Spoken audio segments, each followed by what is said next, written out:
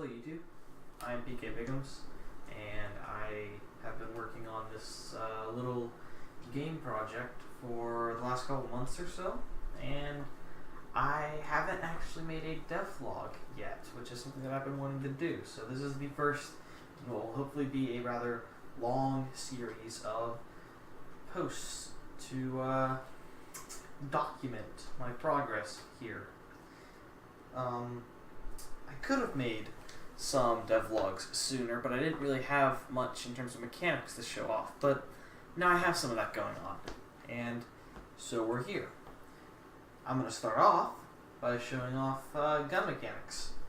So this is a gun. You may recognize it. You probably recognize it, actually. It's a 1911, and it takes ammo that goes into it. It's a complicated concept, but we have magazines. They slide in. You rack the slide. It actually chambers around, which is properly there. Round can fly out the sounds. That is an unfired round, so the bullet is still in the casing. But if I fire it, no bullet in the casing because the bullet's over there now. You can hold it with both hands, so there's proper wielding.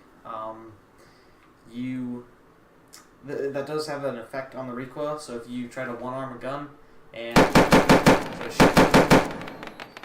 try to shoot quickly like that, it's just not going to work out. The bullet's going to go, or the barrel is going to go way up. But if you hold it with both hands like a normal human being and just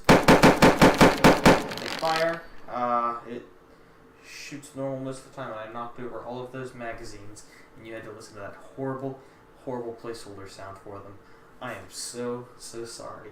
They have a very bad clack now. And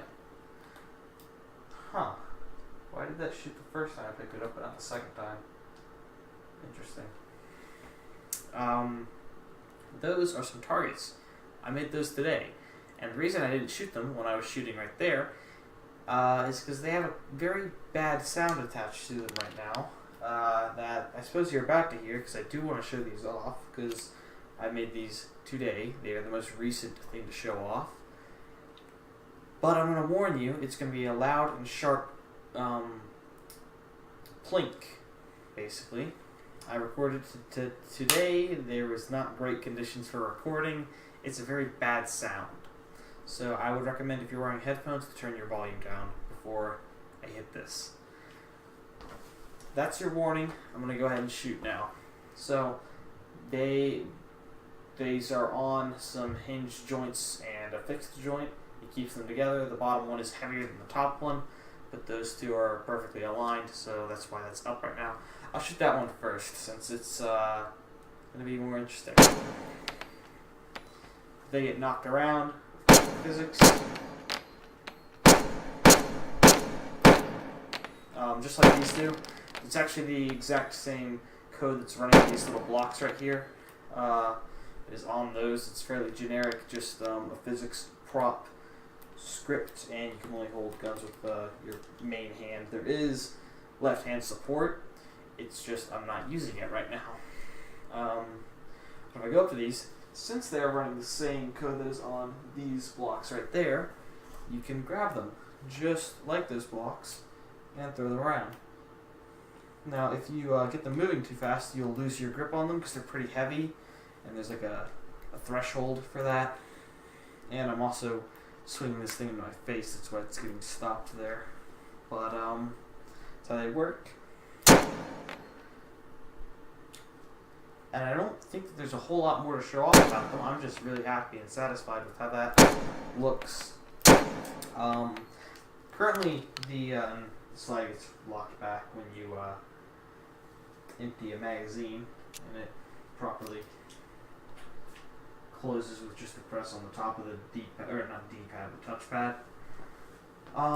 One thing that I do want to say is this bullet trail you're seeing.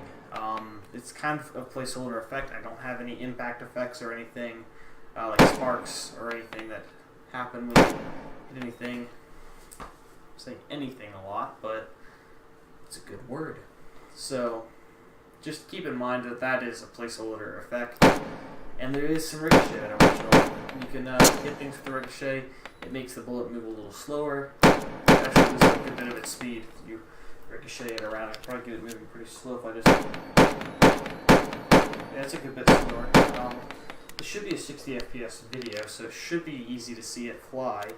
The Vive is natively at 90 FPS, so it could be a little choppy, but it should be good enough.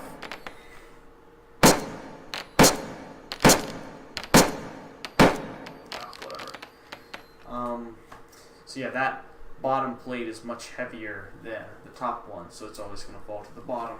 But if I get out of the way of it, I could probably throw it up. There we go. And the physics are relatively stable on it, actually. Mostly because if you pull too hard, it does just lose grip.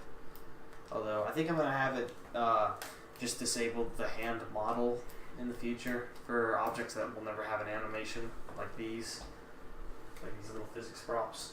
But for anything that has, or should have an animation attached to it, you can have your hand model there. I think that's a relatively sensible way to go about that. So that is pretty much all I wanted to or needed to show off this video.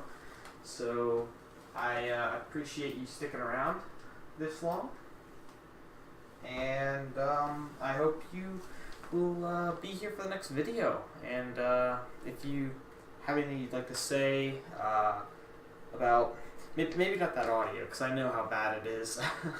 But if you have anything to say, just leave a comment down below. I'd definitely read it. I don't have much else better to do than toil away at this and read any comments I get.